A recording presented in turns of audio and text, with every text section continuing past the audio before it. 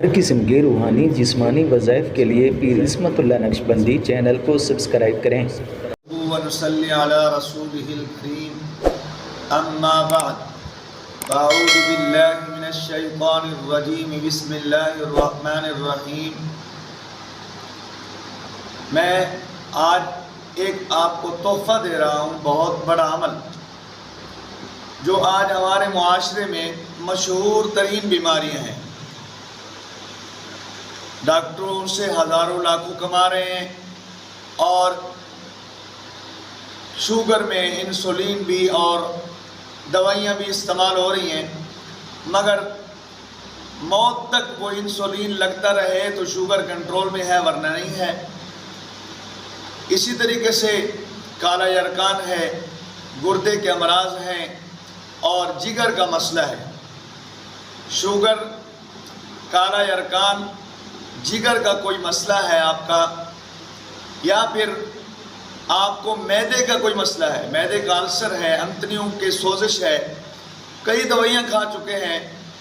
اور ہمارے قریب ایک دوست سے ہمارے شہر میں، انہوں نے ایک کیپسول جو ہے نا وہ صبح ہارمون کے ساتھ ایک گولی بھی کھا لی۔ اب کیا ہوا کہ وہ اندر زہر پھیل گئی اور وہ نوجوان تھا بیچارہ دنیا سے چلا گیا۔ یہ میں جو عمل دے رہا ہوں آپ کو، یہ ان تمام بیماریوں کے لیے ہے۔ تو آپ نے ایک انار لینا ہے، تازہ انار۔ انار لینے کے بعد اس کو چھیل لیں، اس کے دانے نکال لیں، اس کے دانے نکال کر ایک گلاس پانی کا لیں۔ وہ تمام دانے اس انار کے ساتھ، یعنی انار کے دانوں کو پانی کے اندر ڈال لیں، گلاس کے اندر، اور پانی کا گلاس اپنے سامنے رکھ لیں۔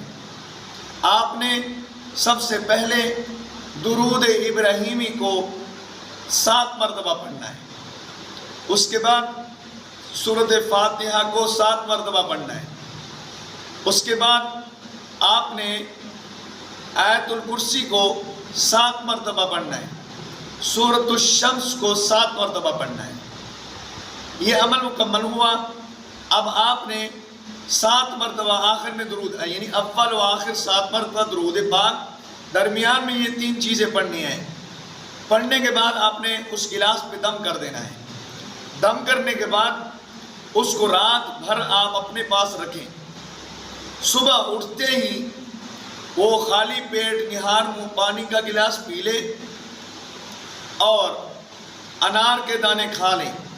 1 ماہ تک یہ کورس کر لیں، انشاءاللہ آپ کی بیماری، وہ شوگر ہے، معدے کا مرض ہے، کالا یرقان، پیلا یرقان ہے، جگر کا مسئلہ ہے، جگر خون نہیں بنا رہا، یا پھر آپ کو اور دوسرا مسئلہ جو یرقان کا ہے، انشاءاللہ اس کی برکت سے تمام کی تمام بیماری ختم ہو جائے گی 1 ماہ کے اندر۔ شرط یہ ہے کہ روزانہ کی بنیاد پہ عمل کریں، اس ترتیب سے کریں، انشاءاللہ خلق خدا کو اس سے فائدہ ہوگا، اور ساتھیوں کو، دوستوں کو بھی بتا سکتے ہیں۔